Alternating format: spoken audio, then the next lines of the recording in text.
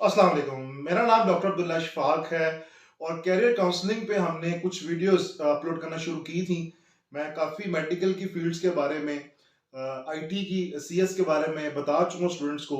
तो अब इंजीनियरिंग की तरफ चलते हैं। तो सबसे पहले मैकेनिकल इंजीनियरिंग की बात करते हैं इंशाल्लाह। आहिस्ता-आहिस्ता सीए पे, सीएसएस पे और बाकी भी टॉपिक्स पे इंशाल्लाह वीडियोस अपलोड करने की कोशिश करूँगा। तो अगर अभी तक आपने मेरा चैनल सब्सक्राइब नहीं किया तो बेल आइकन पे क्लिक भी कर दें और सब्सक्राइब भी लाज़मी कर दें।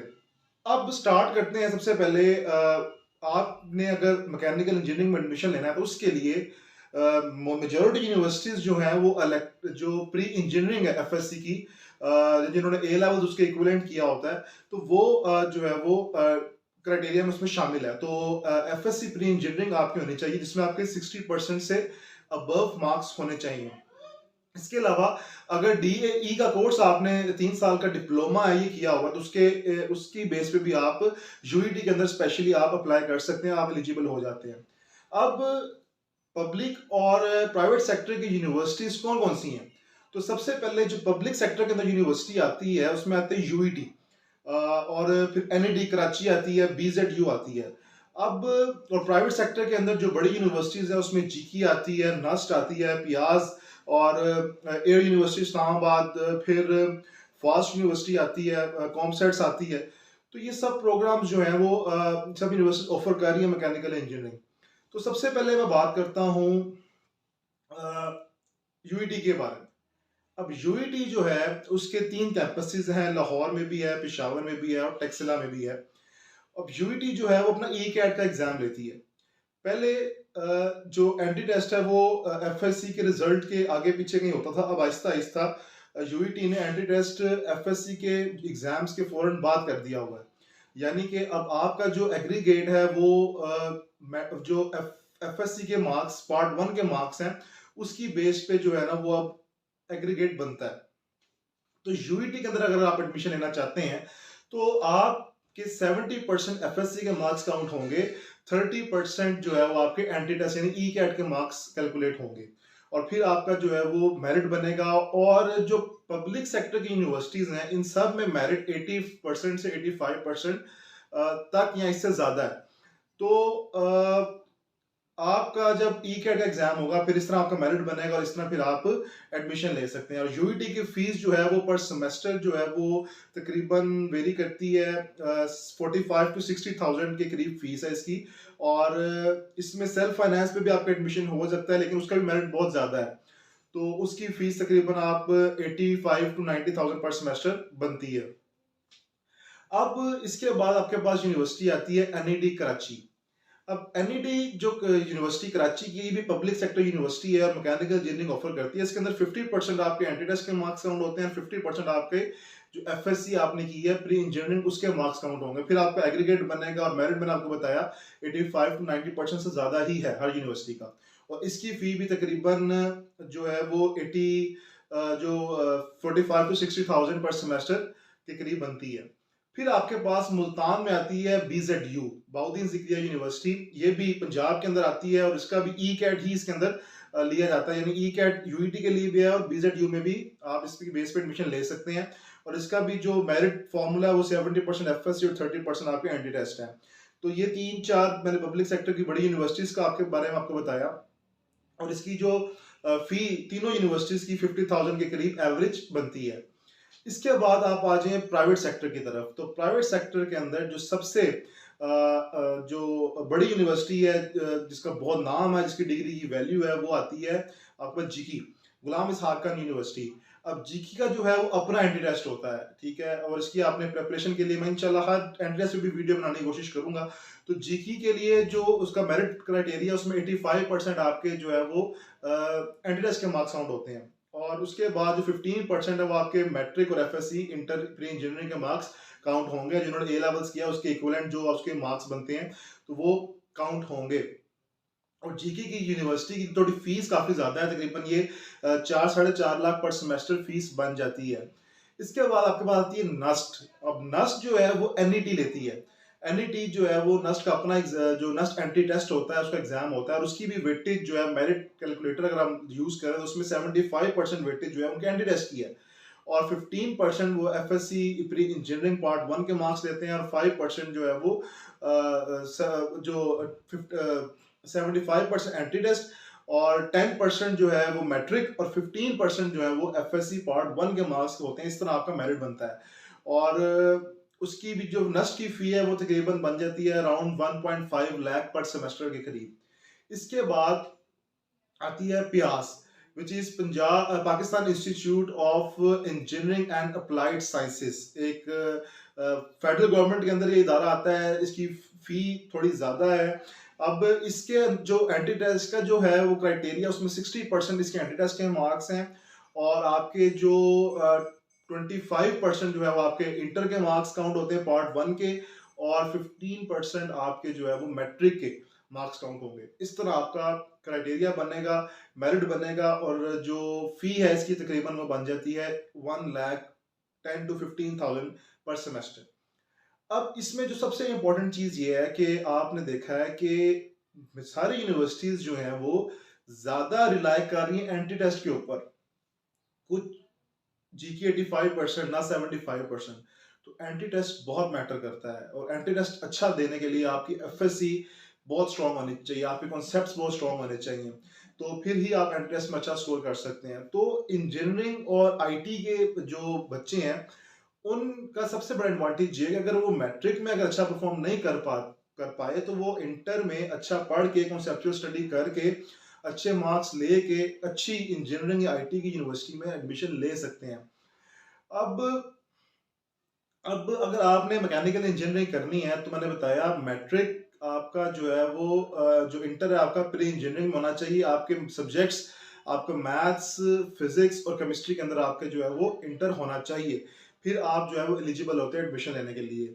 इसके बाद मैं बात करता हूँ इसके जो डिग्री प्रोग्राम है, 4 साल का डिग्री प्रोग्राम है। इसके अंदर 8 सेमेस्टर है, वही जीपीए इसमें सिस्टम होता है हर यूनिवर्सिटी के अंदर और हर यूनिवर्सिटी के अपने एग्जाम्स हैं, अपने प्रोजेक्ट्स हैं, अपने इंटर्नशिप्स वगैरह हैं। तो आपको मैकेनिकल जब आप इंजीनियरिंग में जाते हैं तो आपको जाहिर सी बात है हर यूनिवर्सिटी के अंदर अपना जीपीए मेंटेन करना पड़ता है और अगर आप हाई जीपीए से ग्रेजुएट होते हैं तो आपकी सीवी बहुत ज़्यादा स्ट्रॉन्ग हो जाती है। अब स्टूडेंट्स क्या करते हैं कि जब वो मैकेनिकल इंजीनियरिंग के अंदर एडमिशन ले लेते हैं तो वो जब समर के उनके ब्रेक आती है तो उसमें वो इंटर्नशिप करते हैं।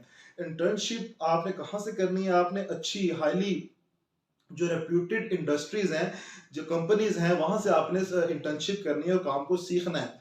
तो 4 साल के बाद जब आपकी डिग्री खत्म होगी तो आपके पास जब आपको एक हाईली जो रेप्यूटेड इंस्टीट्यूट है उसकी आपके पास डिग्री होगी, आपने इंटर्नशिप अच्छी की होगी तो आपको अच्छी जॉब बड़ी आसानी से मिल जाएगी। अब आपने डिग्री कर ली, उसके बाद जब आप जॉब लेने जाते हैं पाकिस्तान के अंदर तो सबसे पहले अगर आप इंटर्नशिप की बात करें तो अक्सर जो इदारे हैं वो पेड इंटर्नशिप भी देते हैं, उसमें 15 से 20 हज़ार आपको मिलता है। उसके बाद अगर आप ट्रेनिंग जब आप करते हैं, अगर आप एज अ ट्रेनर कहीं पे काम कर रहे हैं, सीख रहे हैं काम को, तो उसमें आपको 25 से 30 हज़ार मिलता है। लेकिन उसके बाद जब आप जॉब स्टार्ट करते हैं तो पाकिस्तान में सरकारी जो पाकिस्तान में जॉब की सिचुएशन है, पे स्केल है, वो 60 to 70,000 स्टार्टिंग में आपको मिलता है। उसके बाद अगर आप कर लेते हैं गवर्नमेंट सेक्टर में जाते हैं तो वहां भी 70, 80,000, 90,000 डिपेंड्स ऑन आपका गवर्नमेंट सेक्टर पे स्केल क्या है, उस हिसाब से आपको वहां पे मिलती है। अब पाकिस्तान के अंदर जो जॉब सिचुएशन है वो ये है कि पाकिस्तान के अंदर क्योंकि एक वक्त में इस फील्ड की बहुत डिमांड थी। अब मेरे रिसर्च के मुताबिक या मेरे एक्सपीरियंस के मुताबिक ये ऐसी फील्ड है जिसकी बहुत ज्यादा डिमांड होती है या होनी चाहिए, या फिर पाकिस्तान में भी एक टाइम पे थी, क्योंकि ये फील्ड डायरेक्टली रिलेट करती है आपकी इंडस्ट्री के साथ। अब जिस मुल्क के अंदर या जिस जगह पे इंडस्ट्री रेवोल्यूशनाइज हो रही होगी, जहां पे आहिस्ता आहिस्ता इंडस्ट्री लग रही होगी, जाहिर सी बात है वहां पे फिर जॉब अपॉर्चुनिटीज ज्यादा होंगी। अब ये इसकी जो स्कोप है वो डिपेंड करता है कि आपकी उस टाइम मुल्क की सिचुएशन क्या चल रही है जब आप ग्रेजुएट हुए हैं। अगर आपके मुल्क के अंदर उस टाइम आपके जहां पे आप इंडस्ट्री लगना शुरू हो गई है, इंडस्ट्री लग रही है, काम लोगों को मिल रहा है, तो डेफिनेटली आपकी जॉब अपॉर्चुनिटी बढ़ेगी, क्योंकि इंडस्ट्री लग रही है, लोगों को जो है वो रोजगार मिल रहा होगा। इसी तरह जहां पे इंडस्ट्री बंद हो रही है, जहां पे इंडस्ट्री जो है वो नीचे जा रही है, वहां पे उस इरा के अंदर आपको जॉब इसमें ढूंढना मुश्किल है। जिस तरह आज का जो सिचुएशन है, करंटली इकोनॉमिक इंस्टेबिलिटी मुल्क के अंदर है और इंडस्ट्री लग नहीं रही, नई नीचे की तरफ जा रही जो ऑलरेडी लगी हुई है, तो इस वजह से थोड़ा सा इसका स्कोप जो है वो आजकल नीचे आया हुआ है। लेकिन मैं ये नहीं कहता कि इसका स्कोप नहीं है, इसका स्कोप बहुत ज्यादा है। अगर कल को आज से 2-3 साल बाद कोई भी गवर्नमेंट इसके अंदर इंडस्ट्री पे काम करना शुरू करती है, इंडस्ट्री रेवोल्यूशनाइज होती है, तो एकदम जो है इसका बूम आ जाएगा दोबारा इस फील्ड के अंदर। तो किसी भी टाइम इसके अंदर बूम आ सकता है, जॉब अपॉर्चुनिटीज बहुत ज्यादा है। अब इस इंडस्ट्री के साथ कौन कौन सी फील्ड्स मुस्लिक है इसमें, जो अब दरअसल एक और इसमें थोड़ा सा, जब से आईटी आई है तो इसके अंदर भी काफी, जिस तरह मेडिकल के शोबे में आईटी ने एकदम जो है वो अपने आप को अटैच किया, इस तरह ऑटोमेशन की तरफ दुनिया जा रही है अब। तो थोड़ा सा आईटी वाले भी इसको थोड़ा सा रिप्लेस कर रहे हैं आहिस्ता आहिस्ता, लेकिन फिर भी बहुत ज्यादा स्कोप है। अब इसके आगे फिर सब फील्ड्स आती हैं जिसमें आप स्पेशलाइजेशन करते हैं, 2 साल की आप एमएससी इसमें कर सकते हैं, जिसमें आपके पास पेट्रोलियम है, रोबोटिक इंजीनियरिंग इसके अंदर आती है, फिर जियो मैकेनिक्स इसके अंदर आती है, पेट्रोलियम इसके अंदर आती है, और माइनिंग इसके अंदर आ सकती है। बेतहाशा इंडस्ट्रीज हैं जो इसे मुंसलिक हैं, और आप उसके अंदर फिर अपनी स्पेशलिटी करके 2 साल की अगर एमएससी करके अपने आप एक्सपीरियंस और अपने आप को प्रमोट कर सकते हैं। अब इसके अंदर आप एज ए लेक्चरर भी यूनिवर्सिटी के अंदर पढ़ा सकते हैं, और आप में इसमें कैपेसिटी है कि आप 2, 2.5 इवन 3 लाख तक की भी जॉब पाकिस्तान में यहाँ कर सकते हैं। अब जो रिकमेंडेड जो चीज है मेरी तरफ से, अब होता क्या है कि अगर आपने ग्रेजुएशन तो पाकिस्तान से कर ली, अगर आपका जीपीए बहुत अच्छा है और आपने बहुत अच्छी यूनिवर्सिटी से पढ़ा है, तो वो आपको बहुत चांस है कि अच्छी जॉब मिल सकती है। लेकिन अगर आप बाहर से किसी मुल्क के अंदर से, गल्फ के अंदर या यूरोप के अंदर से जाके अगर आप हायर एजुकेशन यानी कि आप एमएससी कराते हैं, मास्टर्स कराते हैं, तो आपका एक्सपीरियंस, आपकी सीवी बहुत ज़्यादा अच्छी हो जाती है। अब बाहर जाने के लिए सबसे पहले आपको आइल्स का एग्जाम देना पड़ता है, जो कि एक इंग्लिश एग्जाम है, उसके वो हर जगह के लिए रिक्वायर्ड है। अगर आप बाहर जाने के लिए जो सबसे अच्छा मुल्क है, जिसको मैं कहता हूँ कि जहाँ पे फ्री आप मास्टर्स कर सकते हैं, वो है जर्मनी। लेकिन जर्मनी का एक सबसे बड़ा ड्रॉबैक ये है कि वहाँ पे जो है वो लैंग्वेज इशू है, तो आपको लैंग्वेज सीखनी पड़ती है, फिर आप स्पेशलाइजेशन कर सकते हैं। लेकिन आहिस्ता आहिस्ता जर्मनी वाले भी इंग्लिश के अंदर उसको, जो इंग्लिश स्टूडेंट्स हैं, जो इंग्लिश स्पीकिंग है, उनको वहाँ पे जगह देना शुरू हो गए हैं। इसके अलावा मैक्स स्कॉलरशिप जापान के अंदर जो है वो स्कॉलरशिप्स प्रोग्राम ऑफर करते हैं। इसके अलावा यूरोप जो है वो एरिस्मस मेंडलस स्कॉलरशिप जो है ऑफर करता है, जिसमें बच्चे फ्री जो है वो स्कॉलरशिप बेस के ऊपर, काफी मिनिमम एक्सपेंस के ऊपर बाहर जाके हायर एजुकेशन या मास्टर्स करके आते हैं। इसी तरह अगर आप अपने सेल्फ फाइनेंस बेस के ऊपर बाहर जाके मास्टर्स करना चाहते हैं, तो उसमें आपको तकरीबन आपका 40 से 50, 60 लाख रुपए का एक्सपेंस आ जाता है।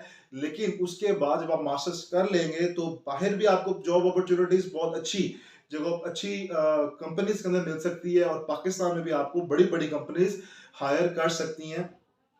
इवन के जो मुल्क, जिन मुल्क जैसे चाइना है, जापान है, जहाँ पे इंडस्ट्री बहुत ज्यादा लग रही है, रेवोल्यूशनाइज हो चुकी है, वहां पे तो इसकी बहुत ज्यादा डिमांड है। इसके बाद मास्टर्स की मैंने बात कर ली, तो मास्टर्स रिकमेंड यही किया जाता है कि आप किसी अच्छे जो बाहर के मुल्क हैं, यूरोप हो गया, जर्मनी वगैरह हो गया, वहां से करके हैं। तो एट द एंड मैं अगर बात करूं, तो आपको तकरीबन 9 से 10 साल चाहिए इस पाकिस्तान के अंदर, अगर आप मैकेनिकल इंजीनियरिंग करते हैं, सेटल होने के लिए। अब कुछ चीजें हैं कि जाहिर सी बात है, हर बच्चे के अपने मार्क्स होते हैं। अब हर बच्चा अच्छी यूनिवर्सिटी में नहीं जा सकता, क्योंकि लिमिटेड सीट्स होती हैं, फिर मेरिट बहुत ज्यादा होता है। तो अगर आपने किसी प्राइवेट यूनिवर्सिटी से करना है, जो कि अभी इतना रेप्यूटेड इंस्टीट्यूट नहीं है, तो देखें, सबसे पहले आपने एडमिशन लेते वक्त आपने उसकी रिकॉग्निशन लाजमी देखनी है कि वो रिकॉग्नाइज्ड है या नहीं है। उसके बाद आपने अगर आप यूनिवर्सिटी, ऐसे यूनिवर्सिटी में पढ़ रहे हैं जहाँ की डिग्री की वैल्यू एज कम्पेयर टू दूसरी यूनिवर्सिटीज नहीं है, तो आपने फिर अच्छी कंपनीज के अंदर, अच्छी इंडस्ट्री से इंटर्नशिप लाजमी करनी है। आपने स्किल ज्यादा अच्छा सीखना है एज कम्पेयर टू उन बच्चों के जो नस्ट के या फिर जीकी वगैरह के बच्चे हैं। तो अगर आपका स्किल बहुत अच्छा होगा, तो फिर आप उनको मुकाबला कर सकते हैं। जब आप जॉब लेने जाएंगे, अगर आपका स्किल बहुत अच्छा होगा, तो आपको जाहिर सी बात है जॉब मिलेगी। अब जॉब सिचुएशन पाकिस्तान के अंदर मैंने बताया डिपेंड करता है कि उस टाइम करंटली इंडस्ट्री लग रही है या फिर नीचे जा रही है। तो अभी तो देखा जाए तो इंडस्ट्री नीचे जा रही है, लेकिन पीछे की बात की जाए, आज से कुछ साल पहले इंडस्ट्री में बड़ा बूम था। इंडस्ट्री लग रही थी, जॉब्स पाकिस्तान में थी, और आगे भी अगर इंडस्ट्री दोबारा लगना शुरू होती है पाकिस्तान के अंदर, तो दोबारा इसके अंदर जॉब अपॉर्चुनिटीज आना शुरू हो जाएंगी। तो एक नो डाउट एक अच्छी फील्ड है, क्योंकि इसकी सब स्पेशलिटीज बहुत ज़्यादा है, बहुत वास्ट इंडस्ट्री है, बहुत ज़्यादा इसके अंदर काम है। तो रिकमेंड करूंगा मैं लाजमी आप मैकेनिकल इंजीनियरिंग करें, और लेकिन अपना जीपीए, अपना स्किल, अपनी सीवी को अपग्रेड, अपडेट और मेंटेन करते रहें।